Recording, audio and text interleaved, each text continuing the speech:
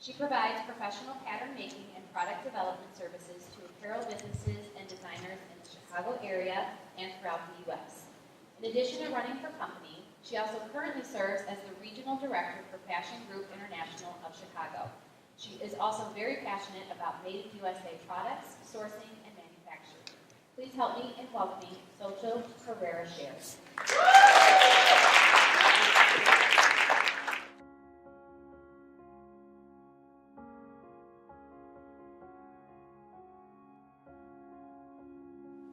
For those of you who don't know what a pattern maker is, I actually create the sewing patterns that are used to cut out and create clothing and accessories.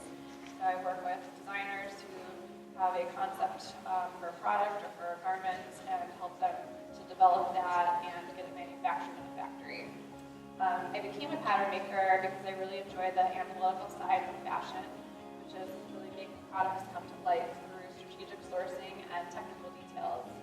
In addition to running my company, I'm also the regional director for a nonprofit group called Fashion Group International of Chicago, and it's a nonprofit organization that its mission is to provide educational opportunities and networking for professionals in the fashion industry.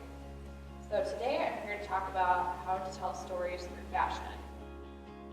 So first we'll start with the basics.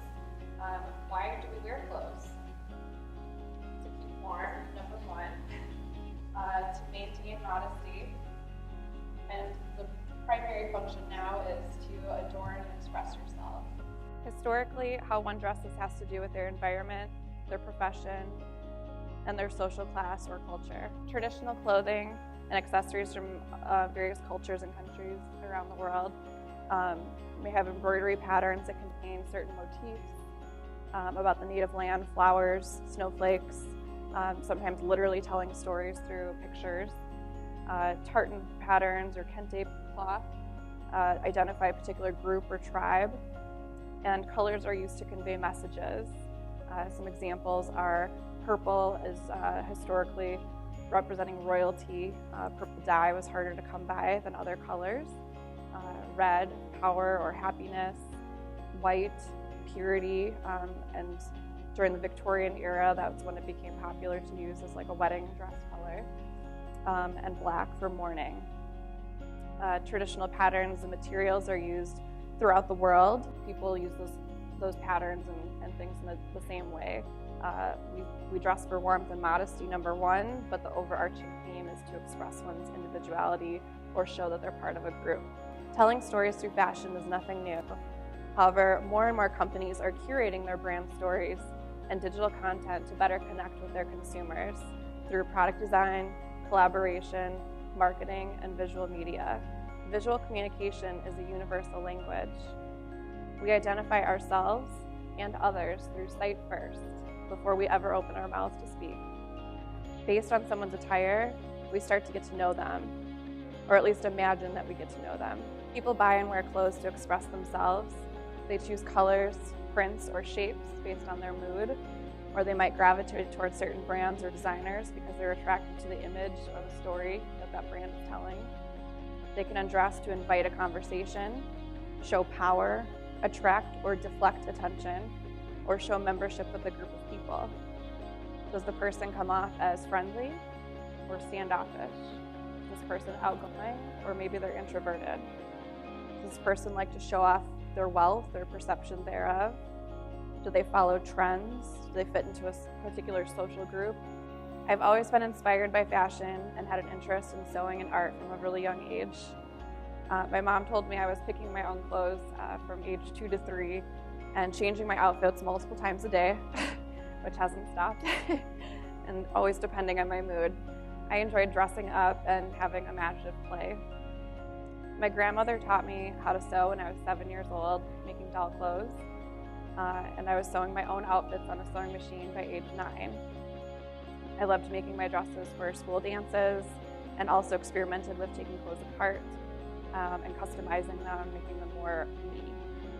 I never had a TV in my bedroom, but I did have a sewing machine, and I'd often get in trouble for sewing in the middle of the night when an idea would spark. later into my high school years, and I had the opportunity to take classes in fashion and pattern making at my local community college while I was still in high school. My high school only had a single sewing class, so after I did that, I was kind of out of options. It gave me the chance to make custom patterns and learn how to fit different garments onto various body types. I obviously wanted to have a career in fashion design and was trying to get my feet wet there, learning to apply that skill into making clothes for myself and also designing for others. Some of the older women were there because they felt like they'd been shut out of the industry. Clothes are marketed towards, young people, teenagers, 20s, maybe 30s, but really older women especially are kind of out of the fashion world in terms of marketing. So being able to make their own patterns and sew their own clothing gave them options. After high school, I moved from my hometown of Madison, Wisconsin, attended the Illinois Institute of Art in Chicago to pursue my dream of being a fashion designer. So while I was in college, I met a lot of really great friends and had fantastic teachers within my fashion design program. I participated in the annual fashion show every year, and I also got involved in the very first years of Fashion Focus Chicago, which was an annual program started by then Mayor Daley to showcase the growing fashion industry in Chicago and support the designer community, the manufacturers that all are part of that industry. One of my collections, the one on the very left side there with the red dresses, was even featured in a half-page color photo inside the lifestyle section of the Chicago Sun-Times. That was a pretty amazing moment. So these are all projects that I made while in school. I also put on 2 independent fashion shows with my friends. One was in a Milwaukee Cafe art gallery, which the image here, the blue skirt is from. And one was at the House of Blue Chicago, where I was working in college part-time. I still really enjoy kind of cutting up clothes and redesigning them into new ones. And so I did this with some of my House of Blues work uniforms, which was really just, basic t-shirts. That's that center one I redesigned, which led me to a really cool opportunity to create and sell a limited run of these shirts for the company store. The show included redesigned items that had been damaged, so the store couldn't sell them anymore. But I, along with some of my friends, repurposed, gave them new life, and put on a great show. And then we donated the proceeds to the House of Blues Foundation, which was a nonprofit that brings music education to children. So this love of redesigning helped me to find my first job out of school, which was for an Old Town neighborhood boutique called Ileana Lily. Here I made custom handbags and restyled garments. We did a lot of vintage restyling, bridesmaids dresses, furs, some fur that restyled into bags at the top. And it allowed me to use my skills in pattern making, creative design, problem solving, and using limited materials to reimagine the clothes and make them modern and cool. So at the beginning of my own company, in 2009, the economy tanked, the boutique I worked at closed, and I found myself looking for new opportunities. I decided to start my own business as a pattern maker, which is something, like I said, I've always loved figuring out how to put things together. I've had this great opportunity to work with patterns and work with different types of garments. And I had already tested the waters by doing all these different side projects while I was still employed. So this felt like the best time as any to kind of jump right in. I have a picture of a fortune cookie that I got kind of very timely, where it said, "Avoid unchallenging occupations. They will waste your great talents." So I dove in. I took a lot of projects from startups and local designers, and I also took contract work and part-time pattern maker job at another boutique in Chicago called Turley Road. I also did some tailoring with styling clients through a company called The Image Studios, which does personal shopping and personal branding for a lot of corporate clients and individuals. So there I honed my skill in technical design and pattern making and built my clientele for product development services.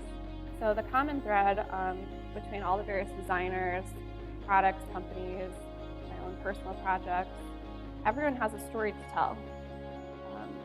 Everyone has an inspiration behind their product or their collection, and how they came up with the design, maybe why they chose a particular fabric, a particular color palette. Fashion design is really all about telling a visual story using color, fabric, silhouette, and functional elements. Designers start with a mood board, pulling images of shapes, colors, landscapes, architecture, or clothing silhouettes. And they imagine a particular customer, and they usually might even hone in on one particular person or muse, whether that's a celebrity, whether that's a made-up person, or whether that's someone in their personal life. And they imagine that person, going to a party, going to an important event, meeting with a friend, or maybe they're being active in it. And they imagine that exact scenario. These are a couple examples of mood boards. These are from my college days.